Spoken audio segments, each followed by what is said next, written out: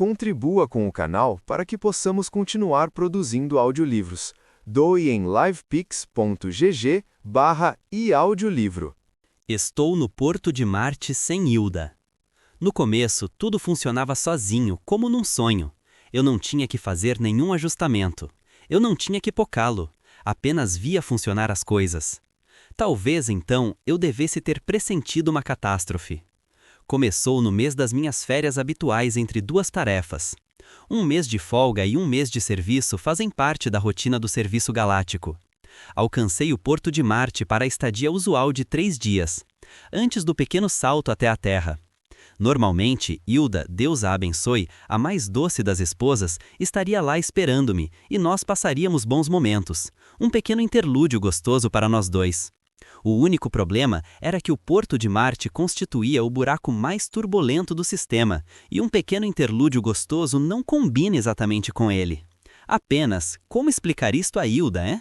Bem, desta vez minha sogra, Deus a abençoe para variar, ficou doente 2 dias antes de eu chegar a Porto de Marte, e, na noite anterior à aterrissagem, eu recebi um espaçograma de Hilda dizendo que ficaria na Terra com sua mãe e não viria encontrar-me desta vez. Devolvi-lhe as saudações amorosas e desejei instantemente melhoras à sua mãe, e, quando aterrissei, estava no Porto de Marte sem Hilda. Isso ainda não era nada, era apenas o quadro de uma situação. Faltava preencher o quadro com vida. Então chamei Flora de alguns casos no passado, e para isso usei um aparelho de vídeo. Azar das despesas, vamos em frente. Eu estava apostando 10 contra 1 que ela teria saído, que estaria ocupada, com o vídeo desligado, que estaria morta mesmo. Mas estava lá, com seu vídeo ligado e estava tudo menos morta. Parecia melhor do que nunca. A idade não conseguira esmaecer nem desgastar, como alguém já dissera uma vez, todas as suas possibilidades. E o vestido que usava, o melhor, quase não usava, ajudava muito. Ela estava contente em me ver e gritou: "Max, faz anos!" "Eu sei, ora, mas é isto, se você puder sair." "Pois adivinhe, eu estou no Porto de Marte sem Hilda." Ela gritou outra vez: "Que bom, então venha." Eu arregalei os olhos, era demais. "Você quer dizer que você pode sair?" Temos que entender que Flora nunca deixava de ter muitas notícias. Bem, ela era deste tipo. "Oh, eu tenho alguns pequenos arranjos a fazer, Max, mas darei um jeito. Você pode vir." "Eu vou", respondi contente. Flora era o tipo da mulher. Bem, eu lhe digo, ela tinha sua sala sob a gravidade marciana, 0,4 em relação à Terra. O orçamento para ter sua casa fora do pseudo-campo de gravidade do Porto de Marte era grande, naturalmente, mas eu lhe digo que valia a pena, e ela não tinha nenhum problema em pagá-lo. Se você já segurou uma garota nos braços a 0,4, não precisa de explicações. Se não o fez, as explicações não adiantariam nada. Também tenho pena de você. Falar de flutuação nas nuvens? E repare, a garota tem que saber como funcionar em baixa gravidade. Flora sabia. Não vou falar de mim, mas Flora não gemera para eu ir e começar a romper compromissos prévios, apenas porque não tinha outros objetivos. Seus objetivos eram sempre claros. Eu desliguei a conexão e apenas a perspectiva de vê-la em carne e osso, que carne, me permitiu apagar a imagem com tanta vivacidade. Saí do aparelho. Neste ponto preciso, naquele exato instante do tempo, o primeiro sopro da catástrofe tocou-me. O primeiro sopro foi a cabeça calva daquele sórdido Hogg Crinton dos escritórios de Marte, brilhando sobre uns pálidos olhos azuis, uma feição amarelo pálido e um bigode marrom pálido.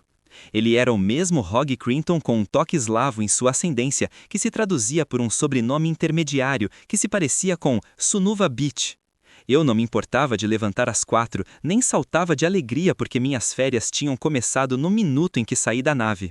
Eu apenas disse com a polidez normal: "Que diabo você quer? Eu estou com pressa, tenho um compromisso." "Você tem um compromisso comigo", retrucou ele. "Tenho um pequeno trabalho para você." Eu ri e lhe disse com todos os detalhes anatômicos onde ele poderia colocar o trabalho. E acrescentei: "É o meu mês de folga, amigo." Ele retrucou: "A luz vermelha de emergência, amigo", o que significava que não haveria férias, apenas isto. Eu não podia acreditar. "Está louco, Hogg, seja bonzinho. Eu tenho um alerta de emergência para mim mesmo." "Nada disso." Hogg, implorei, você não pode arranjar algum outro? Qualquer outro? Você é o único agente classe A em Marte. Chame a Terra, então. Eles estocam agentes como micropilhas nos quartéis generais. Isso tem que ser feito antes das 11 horas da noite. O que é que há? Você não pode perder 3 horas? Cocei a cabeça. O rapaz apenas não sabia. Deixe-me fazer uma ligação, está bem? Eu voltei para o aparelho, olhei para ele e falei. Particular. Flora brilhou na tela outra vez, qual miragem de asteroide. Alguma coisa de errado, Max? Não me diga que há algo de errado. Eu cancelei meu outro compromisso, disse ela. Flora, querida, eu estarei aí, mas alguma coisa aconteceu. Ela fez a pergunta natural num tom de voz magoado, e eu disse, não, nenhuma outra garota. Com você na mesma cidade, ninguém vê outra garota. Fêmeas, talvez, não garotas. Querida, meu bem, é trabalho, espere um pouco, não vai demorar. Está bem, disse ela num tom que mostrava bem que não estava bem, de modo que estremeci. Saí do aparelho e disse, está bem, Hogg Sunuvadit, que confusão foi que você armou para mim? Fomos para um bar do Porto Espacial e arranjamos um canto isolado. Ele disse, o gigante Antares estará chegando de Sírio em exatamente meia hora, às 8 da noite, hora local. Está bem. 3 homens vão sair, entre outros, e vão esperar pelo Space Eater, que chega da Terra às 11 horas da noite e parte para a Capela pouco tempo depois. Os 3 homens tomarão o Space Eater e estarão então fora de nossa jurisdição. Então, entre céu, estarão numa sala especial de espera e você estará com eles. Eu tenho uma imagem tridimensional de cada um para você ver quem são eles. Você tem tempo, das 8 às 11, para decidir qual deles está levando contrabando. Que tipo de contrabando? O pior tipo, espaçolina alterada. Espaçolina alterada? Ele me havia apanhado. Eu sabia o que era espaçolina. Se você tivesse estado no espaço também o saberia. E, no caso de você estar ligado à Terra à verdade, simples é que todo mundo precisa dela na primeira viagem espacial. Quase todo mundo precisa nas primeiras 12 viagens. Muitos precisam em todas as viagens. Sem ela, há vertigem associada com queda livre, terrores histéricos, psicoses semipermanentes.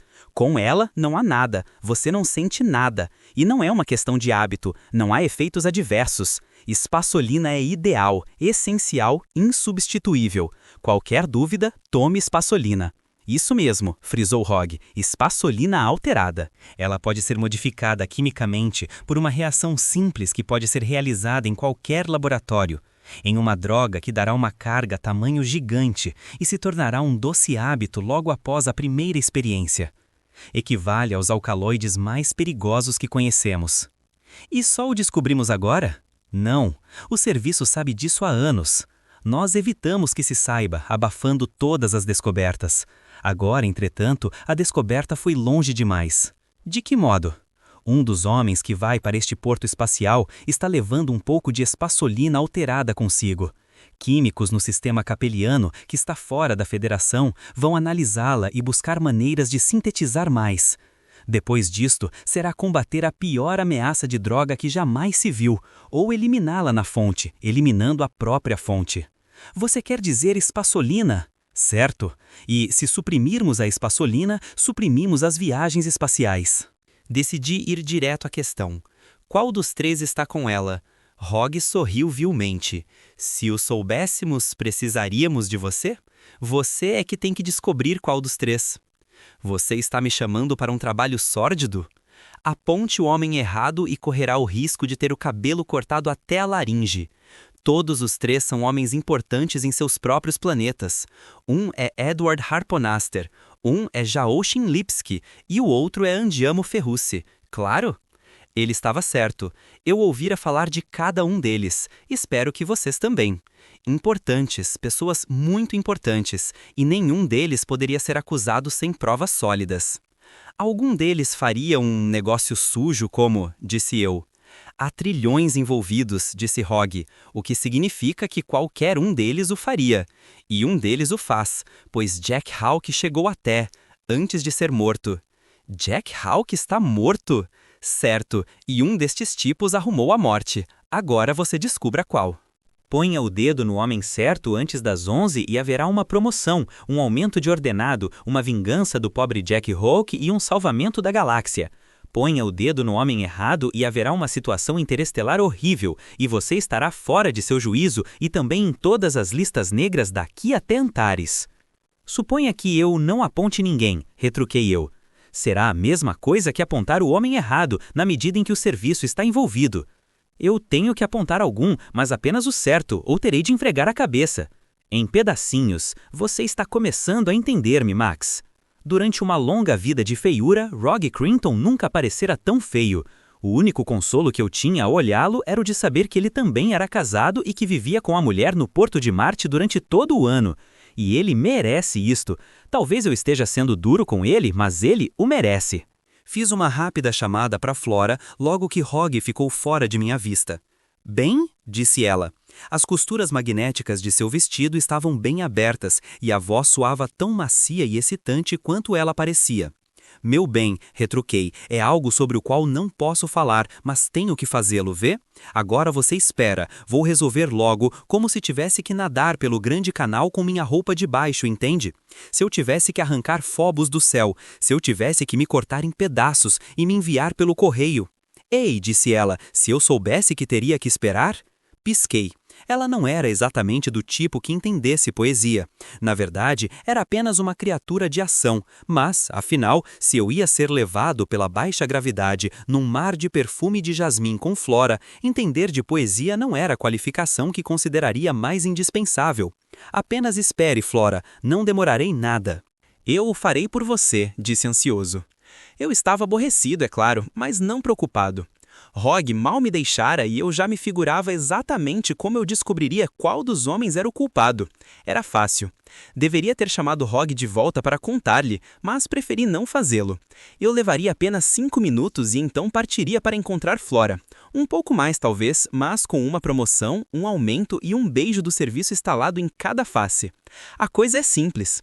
Grandes industriais não viajam no espaço com muita frequência. Eles usam o receptor transvídeo. Quando eles têm que ir a alguma conferência interestelar muito distante, como estes 3 provavelmente iam, tomavam espaçolina. Por um lado, não tinham experiência suficiente para se arriscarem a fazê-lo sem ela. Por outro lado, a espaçolina é a maneira mais cara de fazê-lo, e os industriais fazem tudo da maneira mais cara. Conheço-lhes a psicologia. Isto valia para 2 deles. Aquele que transportava o contrabando, entretanto, não podia arriscar a espaçolina, mesmo sob o preço de arriscar-se a ter doenças espaciais.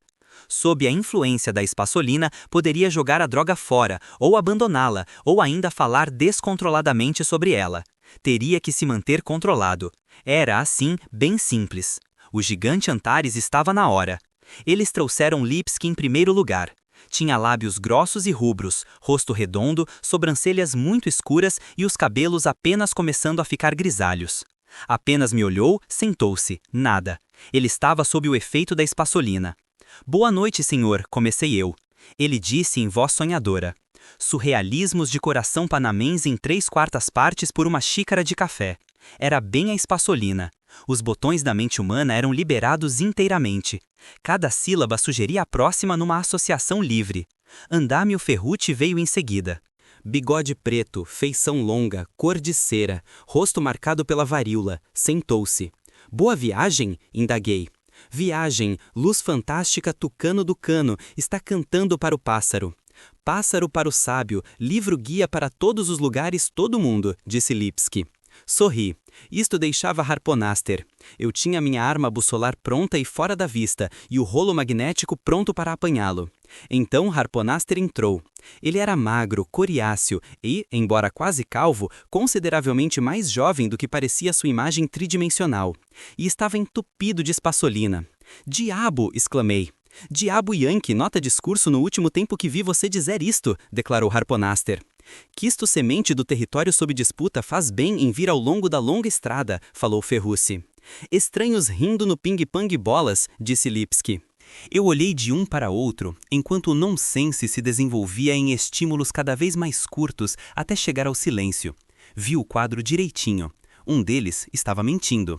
Ele havia percebido antes que omitir a espaçolina seria dar uma pista. Ele devia ter subornado algum oficial para injetar-lhe salina ou burlou-o de alguma outra forma. Um deles estava mentindo. Não era difícil fazê-lo. Os comediantes tomavam um toque de Espasolina regularmente. Era divertido como eles se libertavam do código moral neste estado. Você os ouviu. Eu olhei para eles e senti a primeira agulhada na base do crânio, que me disse: "E se você não apontar o homem certo?" Eram 8h30 e lá estavam meu trabalho, minha reputação e minha cabeça, quase raquítica, sobre meu pescoço, para serem considerados. Eu deixei tudo para mais tarde e pensei em Flora. Ela não iria esperar-me para sempre. Nesse caso, havia pouca chance de ela ter que esperar apenas meia hora. Tinha minhas dúvidas. Poderia um mentiroso manter a associação livre se fosse levado gentilmente para um território perigoso? Se sentes uma dor, roga, e falei as duas últimas palavras juntas de modo a ficar droga. Lipski, droga de sob a dor ré mi fã sol para ser salva. Ferrucci, salva e um corte de cabelo acima da multidão como algo sobre unicórnio como Kansas tão alto que nem vem. Harponaster, nem vento nem neve costumam tentar por 4 sempre e efervescência e vacilação sensibilizadora. Adornos e aparatos, disse Lipski. Exatamente, respondeu Ferrucci. Entidade, falou Harponaster. Alguns estímulos ainda e eles apagaram. Tentei novamente e não me esqueci de estar atento. Eles se lembrariam depois de tudo que eu dissesse, e o que eu dizia tinha que ser inofensivo. Esta é uma boa e cerzida espaçolinha, falei eu. Linhas e tigres e montes de elefantes na pradaria, cachorros lá tem mesmo, retrucou Ferrucci. Interrompi, olhando para Harponaster. Uma boa espaçolinha. Alinhe a cama e descanse um pouco de carneirice negra de modo errado para soar as roupas de um dia perfeito. Interrompi outra vez, fixando Lipski. Boa espaçolinha. Zinha é chocolate quente, gente. Não vou ser o mesmo. Dobra a parada, vira. Alguém mais disse. Gira a doençaridade e escreve vontade de recuamento. Mento com hora de refeição. Vão vindo. Inglês. Fez carimbos. Zimbos. Tentei algumas vezes mais e não cheguei a lugar nenhum. O mentiroso, qualquer que fosse, tinha praticado ou tinha talento natural para fazer associação livre. Ele desconectava o cérebro e deixava sair as palavras de qualquer modo, e devia estar inspirado, sabendo exatamente o que eu procurava. Se droga não o traíra, espaçolinha repetida 3 vezes deveria tê-lo feito. Eu estava seguro com os outros 2, mas ele saberia. E estava se divertindo comigo. Os 3 estavam dizendo frases que deveriam indicar culpas interiores mais profundas. Sol para ser salva, um pouco de carneirice negra de erro, droga de soube e assim por diante. 2 estavam dizendo estas coisas sem querer, ao acaso. O terceiro divertia-se comigo. Então, como podia encontrar o terceiro? Eu sentia fervorosa emoção de ódio contra ele e meus dedos se apertavam. O bastardo estava subvertendo a galáxia. Mais do que isso, estava me afastando de Flora. Poderia dirigir-me a cada um e começar a procurar. Os 2 que estavam realmente sob a espaçolina não fariam nenhum movimento para me impedir. Eles não podiam sentir nenhuma emoção, nenhum medo, nenhuma ansiedade, nenhum ódio, nenhuma paixão, nenhum desejo de autodefesa. E se um fizesse o menor gesto de resistência, eu teria o meu homem. Mas os inocentes se lembrariam posteriormente. Suspirei. Se eu tentasse, conseguiria o criminoso, porém, mais tarde eu seria a coisa mais parecida com um fígado picado. Haveria uma perturbação no serviço, um grande protesto em toda a galáxia, e, na excitação e desorganização, o segredo da espaçolina alterada se revelaria de todo modo e seria o diabo. Naturalmente, o homem que eu queria deveria ser o primeiro que eu tocasse. Uma chance em 3. Eu teria uma apenas, e somente Deus poderia fazer 3. Maldição, alguma coisa se tinha passado enquanto eu murmurava para mim mesmo, e a espaçolina é contagiosa. Um gigolô meu. Oh, olhei desesperadamente para meu relógio, e minha vista focalizou 9h15. Com que diabos as horas tinham passado? Oh, raios! Oh, Flora! Eu não tinha escolha. Dirigi-me para o aparelho, para um outro chamado rápido para Flora. Apenas um bem rápido, entende? Para manter as coisas vivas, supondo que já não estivessem mortas. Fiquei dizendo para mim mesmo, ela não responderá. Tentei preparar-me para isso. Havia outras garotas, havia outras. Diabo, não havia outras garotas. Se Hilda estivesse no Porto de Marte, eu jamais teria tido Flora na minha cabeça em primeiro lugar, e isso não importaria. Mas eu estava no Porto de Marte sem Hilda, e eu havia marcado um encontro com Flora. Flora e um corpo que havia sido feito amontoando-se tudo que era macio, cheiroso e firme. Flora e uma sala de baixa gravidade, e um jeito dela que fazia parecer uma queda livre através de um oceano morno, respirável, de suspiro com aroma de champanha. O sinal estava chamando e eu não ousava interrompê-lo. Responda, responda! É você, respondeu ela. Naturalmente, coração, quem mais poderia ser? Muitas pessoas. Alguém que viesse. Há apenas um pequeno detalhe deste negócio, querida. Que negócio? Plásticos por quem? Quase lhe corrigi a gramática, mas me perguntava o que era este plásticon. Então me lembrei. Disse-lhe certa vez que eu era um vendedor de plásticos. Foi na época em que lhe trouxeram uma camisola de plástico que era uma delícia. Só de pensar nisso, senti uma dor onde não precisava mais sentir. Olhe, dê-me apenas mais meia hora, falei. Seus olhos ficaram úmidos. Estou sentada aqui, inteiramente só. Eu irei por você. Para mostrar-lhe como eu estava ficando desesperado, já estava começando a pensar em longas calçadas que pudessem levar-me apenas para joalherias, muito embora uma cavidade considerável na minha conta bancária se mostrasse aos olhos perspicazes de Hilda como a nebulosa cabeça de cavalo, interrompendo a Via Láctea. Eu tinha um encontro maravilhoso e o desmarquei. Você disse que era um pequeno arranjo, protestei. Isso foi um erro. Eu o soube no minuto em que o disse. Um pequeno arranjo? Berrou ela, fora o que ela dissera. Mas ter a verdade do seu lado, numa discussão com mulher, apenas piora a situação. Eu devia sabê-lo. Você chama um homem que me prometeu uma posição na Terra. Ela continuou e continuou sobre a posição na Terra. Não havia ninguém no Porto de Marte que não estivesse louco por uma situação na Terra, e podia-se contar nos dedos da mão o número daqueles que o conseguiam. Mas a esperança vive eternamente no coração dos homens, e Flora tinha muito espaço no coração para isso. Tentei pará-la, lancei querida e meu bem até quase não poder mais. Não adiantou. Ela disse finalmente, e aqui estou eu sozinha, sem ninguém, e o que é que você acha que isto fará para minha reputação? E desligou o contato. Bem, ela estava certa. Senti-me como o último dos homens da galáxia. Se o disse-me-disse espalhasse que ela tinha estado à espera, o disse-me-disse também espalharia que ela era esperável, que ela estava perdendo a velha forma. Uma coisa dessas pode arrumar uma garota. Voltei para o salão de recepção. Um lacaio do lado de fora da porta deixou-me entrar. Olhei para os 3 industriais e especulei em que ordem eu iria sufocar cada um vagarosamente até morrer, se eu pudesse e recebesse ordens de sufocá-los. Artonaster primeiro, talvez. Ele tinha um pescoço fino e fibroso que os dedos podiam envolver facilmente e um pomo de Adão convidativo aos polegares. Isto me alegrou infinitamente até o ponto em que murmurei, rapaz, de pura ansiedade. Isto os despertou imediatamente. Feruzzi disse, apraz ferver a água do carro, você vai na neve sóbrio.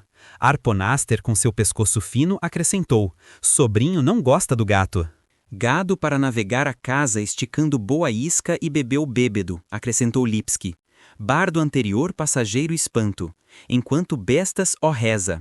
Presas para Chicago. Agonia. Hiato. Ato. Depois, nada. Eles olhavam para mim. Eu olhava para eles. Estavam vazios de emoção, ou 2 estavam, e eu estava vazio de ideias, e o tempo passava. Olhei um pouco mais para eles e pensei em Flora. Ocorreu-me que eu não tinha mais nada a perder que não tivesse perdido já. Eu poderia mesmo falar dela. Cavalheiros, há uma garota nesta cidade cujo nome eu não vou mencionar para não comprometê-la. Deixem-me descrevê-la para os cavalheiros, disse eu. E eu o fiz. As 2 últimas horas me afligiram a tal ponto que a descrição de Flora assumiu um tipo de poesia que parecia vir de alguma fonte de força masculina profunda no meu inconsciente. E eles ficaram estáticos, quase como se estivessem ouvindo e quase nunca interrompendo. As pessoas sob a espaçolina têm um tipo de polidez no comportamento. Eles não falam quando alguém está falando. É por isso que falam um de cada vez. Ocasionalmente, é claro, eu pausava um pouco, pois a pujança do assunto me dava vontade de prolongá-lo, e então um deles podia mencionar algumas palavras antes que eu me recuperasse e continuasse. piquenique de champanha e dores e amargura da caixa do século. Redondo que eaou praias. Assalto e mostarda e leopardo. Eu os abafava e continuava a falar. Esta jovem, cavalheiros, dizia eu, tem um apartamento adaptado à baixa gravidade. Agora os senhores podem perguntar para que serve a baixa gravidade. Eu pretendo dizer-lhes, cavalheiros, pois se os senhores nunca tiveram ocasião de passar uma noite sossegada com uma prima-dona do Porto de Marte na intimidade, os senhores não podem imaginar. Mas eu tentava fazer desnecessário que eles imaginassem, contando de modo que eles se sentissem lá. Eles iriam lembrar-se de tudo isto depois, mas eu duvido que qualquer um dos dois inocentes fosse reclamar disto numa retrospectiva. Haveria possibilidade de eles me procurarem para pedir um número de telefone. Continuei, com detalhes cuidadosos e amorosos e uma certa tristeza na voz, até que o alto-falante anunciasse a chegada do Space Eater. "Levantem-se, cavaleiros!" falei alto. Eles se levantaram em uníssono, olharam para a porta, começaram a andar e, quando Ferrucci passou por mim, bati-lhe no ombro. "Você não, porco assassino!" E meu rolo magnético estava no pulso dele antes que ele pudesse respirar 2 vezes. Ferrucci lutou como um demônio. Ele não estava sob a influência da espaçolina. Encontraram a espaçolina alterada, em pequenas almofadas de plástico da cor da pele, presas na superfície interior das coxas, com cabelos por cima parecendo a pele normal. Não se podia ver nada absolutamente, podia-se apenas senti-lo, e mesmo assim foi preciso uma faca para se ter certeza. Mais tarde, Hogg Crinton, sorrindo e quase doente de alívio, segurou-me pela lapela com uma força brutal. "Como foi que você fez? Qual foi a pista?" Retruquei tentando livrar-me. Um deles estava fingindo ter tomado espaçolina, então eu lhes disse: "Eu tomei precauções, ninguém revela seus negócios nos detalhes, entende?" Histórias da ribalta, sabe? E 2 deles não reagiam, então estavam com espaçolina. Mas a respiração de Ferrucci se acelerou e gotas de suor apareceram-lhe na testa. Eu dei um fim bem dramático e ele reagiu, então não estava sobre espaçolina. E, quando todos se levantaram para tomar a nave, eu tinha certeza do meu homem e o detive. "Agora você me deixa ir?" Ele me largou e eu quase caí para trás. Estava pronto para partir. Meus pés se encontravam presos ao chão, sem qualquer instrução para mim, mas voltei. "Ei, Hogg", disse eu, "você pode assinar uma nota de 1000 créditos sem que seja registrado por trabalhos prestados ao serviço?" Foi quando percebi que ele se sentia bastante aliviado e parecia muito grato, pois disse: "Claro, claro, 10.000 créditos se você quiser." "Eu quero", disse eu quero. Ele preencheu uma nota oficial do serviço com 10.000 créditos, válida em quase a metade da galáxia. Estava rindo, na verdade, quando me deu o papel e, pode-se adivinhar, eu estava rindo também quando recebi. Como ele pretendia prestar contas daquilo era assunto dele. A questão era que eu não teria que prestar contas a Hilda. Fiquei no aparelho, uma última vez, ligando para a Flora. Eu não ousava fazer nada antes de ligar para lá. A meia hora adicional podia ter lhe dado tempo exatamente para arranjar alguém mais, se já não tivesse arranjado. "Faça com que ela atenda, faça com que ela atenda." "Faça com que ela..." Ela respondeu, mas estava em roupas formais. Ia sair e, mais 2 minutos, eu não a teria alcançado, obviamente. "Vou sair", anunciou ela. "Algum homem pode ser decente. Eu não quero vê-lo daqui por diante. Eu não quero mais pôr os olhos em você. Você me fará um grande favor, senhor quem quer que seja, se largar meu sinal e nunca mais poluí-lo com..." Eu não dizia nada, apenas estava lá segurando a respiração e também segurando a nota, de forma que ela pudesse vê-la. Apenas lá, apenas segurando a nota. Certamente, na palavra poluir, ela se aproximou para olhar melhor. Não tinha muita educação aquela moça, mas podia ler 10.000 créditos mais depressa do que qualquer formando no sistema solar. "Max, para mim..." "Tudo para você, querida. Eu lhe disse que eu tinha um pequeno negócio para fazer. Queria surpreendê-la." "Oh, Max, tão gentil que você é. Eu não me importo realmente. Eu estava brincando. Agora venha diretamente para cá." Ela tirou o casaco, que é uma ação muito interessante de se observar em Flora. "E o seu encontro." "Eu disse que estava brincando", retrucou ela. Ela deixou o casaco cair suavemente no chão e brincou com um broche que parecia segurar todo o restido. "Eu vou indo", disse eu fracamente. "Com todos estes agora?" perguntou ela travessamente. Com todos eles, redarguei. Cortei o contato, saí do aparelho e agora, finalmente, estava pronto, realmente pronto. Ouvi chamar o meu nome. Max! Max! Alguém corria em direção a mim. Hogg Crinton disse-me que eu o encontraria aqui. Mamãe já está bem, então eu consegui uma passagem especial no Space Eater.